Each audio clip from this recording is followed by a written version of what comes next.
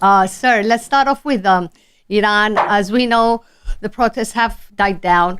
It also seemed that the Iran unrest, including an attempt to crash Iran's currency, was a coordinated Mossad CIA destabilization operation using pre-positioned Starlink and covert support, which was catastrophically compromised when Iran, aided by Russian electronic warfare, disabled Starlink. So, Colonel, do you think the Mossad's critical on-the-ground network of assets, built over decades, it seems, has been effectively identified and dismantled this time, leaving it finished and unusable? The entire Mossad network in Iran that took decades to build, now gone?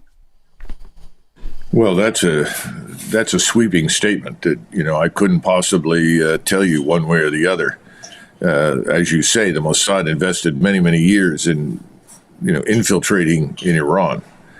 So we call that in the West a fifth column. And I imagine that most of it has been disrupted, if not destroyed. And yes, you are right. It was not simply Mossad. I think the CIA and MI6 were also involved, unfortunately. I think that President Trump and the leadership in the White House had unrealistic expectations of what would happen in Iran. There's always a problem in every country with the people at the top who tend to wish something into existence. And when they can't wish it into existence, they try to make it work. But they end up in a fantasy world. And I think there were some fantastic expectations of the unrest in Iran. People, first of all, didn't understand what was happening to begin with. When the unrest began, these were legitimate protests. And you had a conflict between conservatives and reformers, people that wanted to see more change, more reform, more quickly. Conservatives who had resisted a lot of change but recognized, yes, there has to be change, but wanted to be slower and more measured. This then became an opportunity for the intelligence services and people that were being paid on the ground in Iran to really, really launch what they hoped would be a destabilizing force that could actually overturn the government.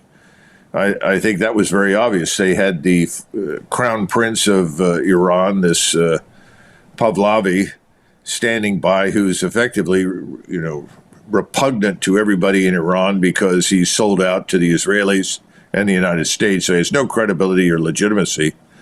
But they thought that they might be able to install him. And I think there was a belief that if you disrupted the government, if you could get people into the governmental apparatus as a result of the disturbances on the streets, that somehow or another a little bit of bombing here or there might be all that was needed and the entire structure would implode. Well, that was always nonsense. And it's unfortunate that people believed that. When it became clear that was not going to happen, I think people in Washington, particularly the chairman of the Joint Chiefs and others, said, well, Mr. President, it didn't happen, and we're going to need a lot more firepower if we have to fight Iran than what we have on station. So then you've gotten this pause while more assets were moved in from the Navy, from the Air Force, more munitions, more logistical support, more infrastructures ready. So the war isn't over, and the probability of another conflict, unfortunately, is very high, because assets are continuing to move into the region. You're getting another carrier battle group, you're getting more ships with anti-missile defense capability, more aircraft, more fighters. And, I'm sure that there are more bombers ready to go than there were originally. In other words, it didn't work. The government was not destabilized. It did not implode. So now you fall back on the original idea, well, we have to bomb these people into submission. Now, I know that Trump doesn't want to do that. I know the man, and that's not something he wants to do, but Mr. Netanyahu does. And President Trump is in the unenviable position of having to comply with Mr. Netanyahu for reasons that have to do with his election to the White House. If he had not had substantial monetary financial support from Mr. Netanyahu's supporters inside the United States, he would not now be president. It's that simple. So I think we're headed into another conflict. So, Colonel, that I was gonna ask you, because there was this massive U.S. military surge underway with warplanes moving in and the carriers repositioning. So, but we haven't heard since on what's happened to those. I mean, what's actually happened to that buildup? I understand from your analysis now that it hasn't been called back, but have there just been like selective withdrawals and protective personnel reductions while the broader strike posture stays in place? That's what you're asserting, sir? Yeah, for the moment, the strike structure, if you will, is going to stay where it is.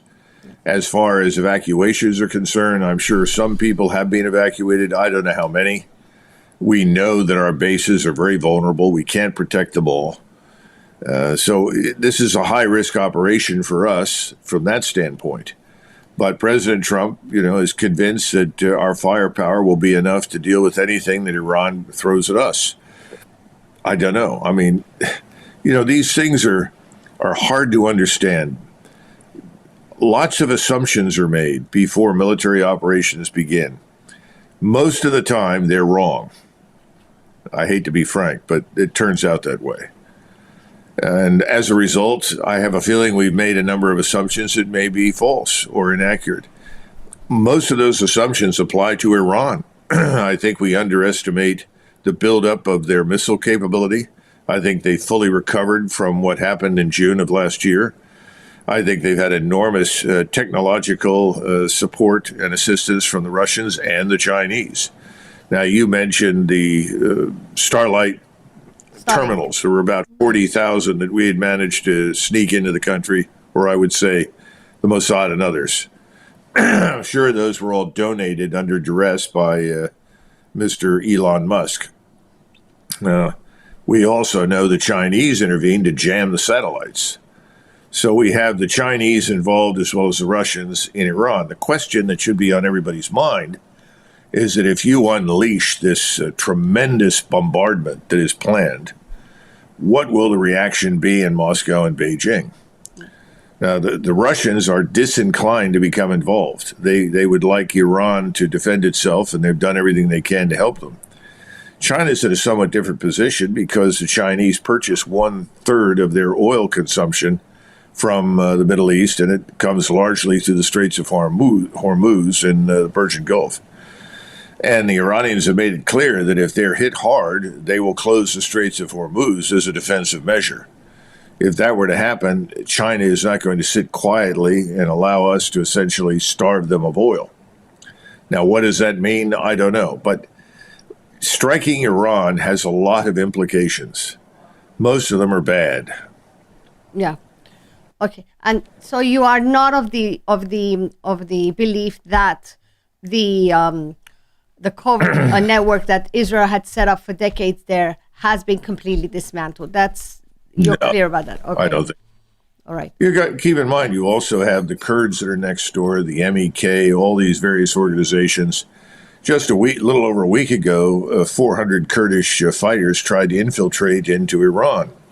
And the Turks alerted the Iranians to this. The Iranians were able to identify it and destroy them. So I think that's an interesting development that we should take very seriously, that now the Turks, whatever their differences with Iran, have decided it's not in their interest for Iran to be destroyed. No. We are interested, whether we admit it or not, in really destroying Iran. Our aim in Iran is very much the same as our aim was in Ukraine. You go into the war with the objective of dividing the country, splitting it up, taking its resources, rendering it essentially incapable of defending itself. Now, that hasn't worked with Iran, but that's why we've supported the Kurds, and the Israelis have supported the Kurds. And now that the Turks have the Israelis on their southern border down in Syria and see them advancing in Lebanon, I think the Turks have taken a different posture. And I think they're interested in seeing Iran survive. Now, how far will they go? Right now, with Mr. Erdogan in charge, I don't see the Turks becoming directly involved. If he were to suddenly vanish from the scene, that would change. Because it's very obvious that the attitude in Turkey towards Israel and Israeli behavior is extraordinarily negative. and we're not terribly popular either. Extremely negative and hostile to them. You're right, sir.